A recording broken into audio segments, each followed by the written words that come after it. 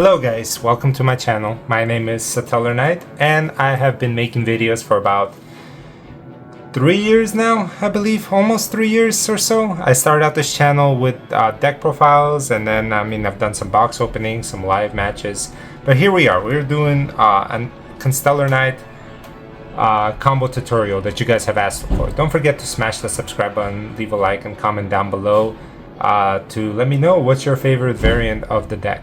So if you know me, I have been playing the Constellarknights for quite a while, but I've found the deck that I've really loved, and I've tried to revolutionize it and let it become meta relevant, and it's had some success. Obviously, it's a rogue deck, but what I try to do with it is try to make it consistent, because I believe consistency is the key to making a rogue deck a really good deck. And while I've enjoyed playing this deck, I feel like I've reached the max potential that I can with it for right now. And for the last few weeks, I've asked you, the fans, to tell me what deck I should be playing. So I finally was able to pick a deck the same way that I kind of feel about my Constellarknights, and to take it to new heights. It's a relatively new deck. It's not Fabled. I couldn't do Fabled, but I do love the artwork, and I do love the potential that it has. So this will be my deck that I'll be taking to the regionals coming in LA in August. But after that, I'm gonna try and shift my attention to this other deck and do more deck profiles and then combo tutorials with you guys as well. So thank you all for the support. Let's jump into this deck profile. And as I'm going, I would like to discuss with you why I'm running certain cards and what's the purpose of them. So we're gonna start with Effect Veiler, Lyran, Talons, Rhoda, and King Sarcophagus. So Veiler, obviously, for going second, is a great card. Talons is if they have an Ash Blossom, which it's a heavy hand trap format right now, unless you're playing against Tempais or Branded. But yeah, right now, so right off the bat, we do have a full combo. Since we are going first, we're not gonna need, depending on, obviously if they activate a hand trap to your Rhoda, then you're drawing two. But if they're not, then you're drawing two because of King Sarcophagus.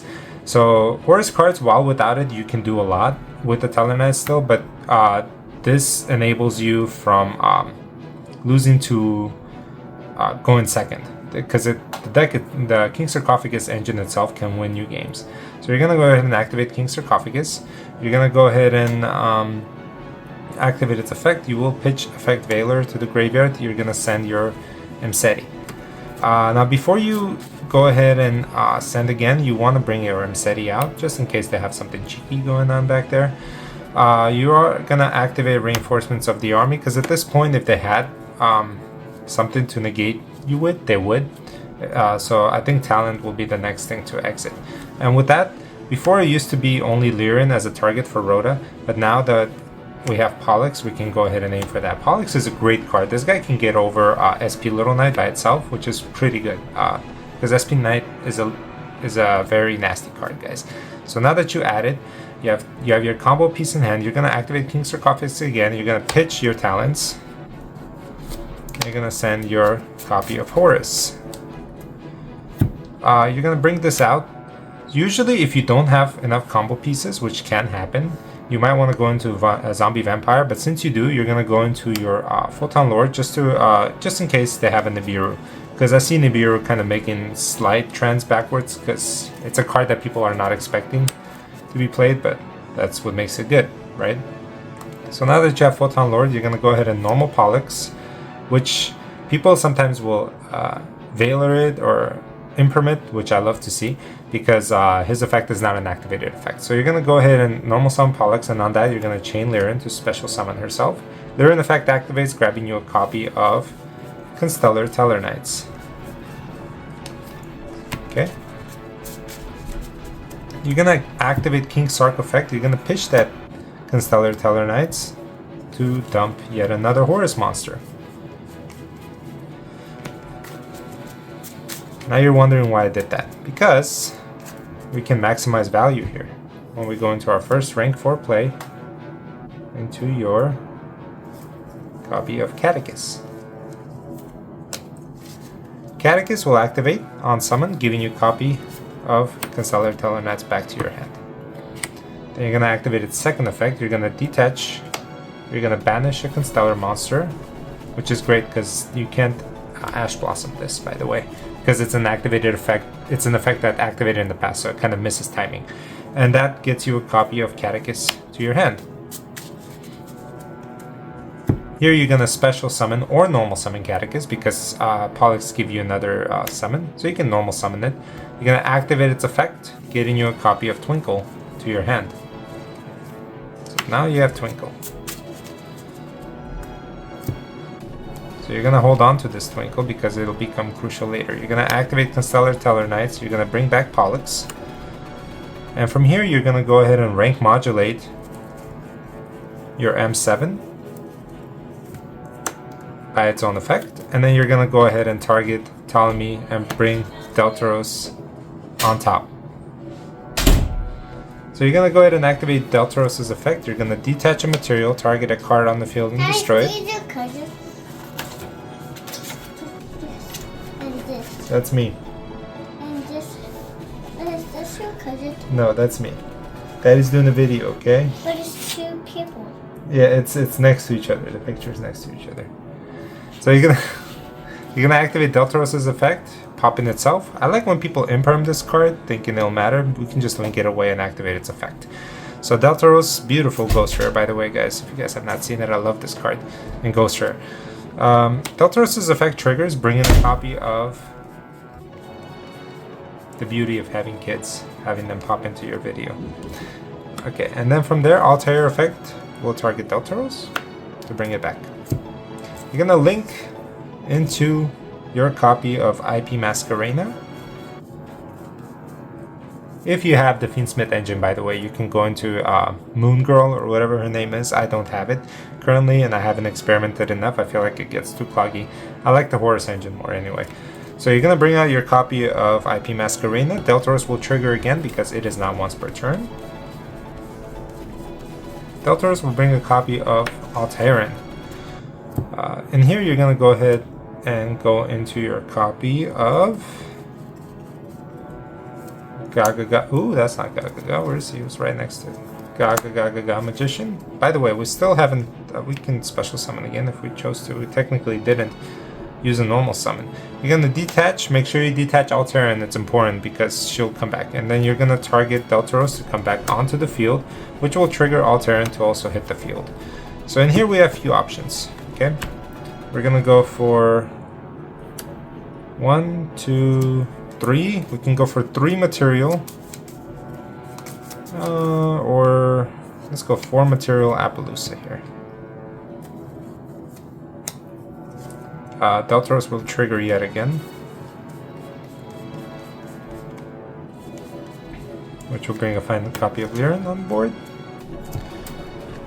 You're going to go ahead and activate Twinkle here. You're going to make Liren a 6. And then once Twinkle hits the grave, you can activate its effect. You can banish a level 4 monster, get Twinkle back to your hand, and then activate it yet again, making this a 6. And in here, this is where things get a little cheeky. You get to go into a copy of Beatrice. Beatrice effect activates. You're going to detach, sending a copy of Transaction Rollback into the grave. And then you'll pass, you'll actually we have one more Horus monster, just in case, for protection. We couldn't make another one for Hope Harbinger, but it's okay. Sometimes you can, sometimes you can't.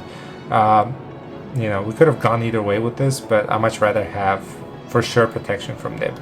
And then during your opponent's turn, you're going to go ahead and activate this again, sending a copy of Mayakashi, which will then you'll resolve with Transaction Rollback. And now your opponent is locked out of special summoning from hand, deck, or extra deck for the rest of the turn.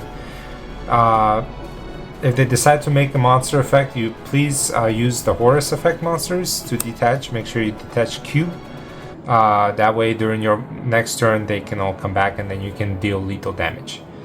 So that's it, guys. That's the combo for this opening. Let's see if there's a different variant. So let's do another hand. Okay, we're gonna open Valor, Mseti, Sheraton this time. called by to ensure we don't get Ash Blossomed, and Liren. Yet another full combo here, guys. I mean, we're gonna obviously, these are your 2 starters here, so you can go either way depending on how you feel. I still like to start with Mseti, so I'm gonna use Mseti, and I'll pitch Valor because we are going first. We're gonna add a copy of King Sarcophagus. And if we're going second, you can see like it's just gonna be the same move. You can actually bait him out with your Teller engine first. Just make sure you have enough gas to pull around 4 Horus monsters on board and then kill them that way. That's why I don't like doing it, you know, the way that. That's why I like to lead off with the Horus monsters, because people are like shotgunning everything with that. And you draw 1. Not a very good draw, but not a bad one either. You're gonna go King Sark here. You're gonna pitch and send. You want to send Cube first, okay? So Cube will always be the second mill outside of, you know, Mseti.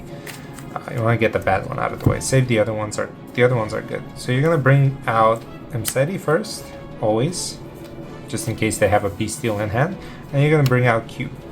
So from here, you have the option to go into if I didn't have Sheraton or Liren, I mean, if I had it's weird, right? If you have only one of these, then you can go into Zombie Vampire, and we will potentially mill 4 cards knowing your opponent. So let's say like Zombie Vampire is used, which we won't be doing. This is a great mill, right?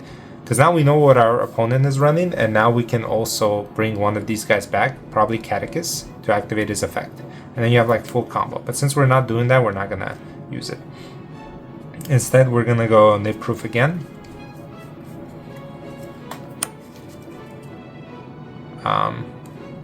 At this point, Call by the Grave would have been used. But we're gonna go ahead and activate King Sark, and we're gonna go ahead and... Actually, should I do that? No, I want to do this. I want to normal summon Sheraton, activate its effect, and then chain block with Liren. So you're gonna add your copy of Catechus to your hand. And then Liren will get you Constellarknights. You're gonna special summon Catechus. You're gonna activate his effect, getting you a copy of Twinkle. You're gonna activate Twinkle, making Sheraton a 4. And now you're gonna go into your rank 4 play. So let's go here. We're gonna make a copy of Catechus. And that effect will activate, bringing you a copy of Twinkle back and Altair. Then you're going to activate a second effect. You want to make sure you detach a level 4 monster because you are going to be activating Constellarknights. You're going to detach, you're going to banish a copy of Liren to get a copy of Constellarknights back into your hand. One was activated by Catechus and the other one by Liren. That's why you can do that. So now you have a full hand and you have a full combo board. You're going to activate one of those Tellarknights. You're going to bring back Liren, which is important because now you have 2 level 4 bodies.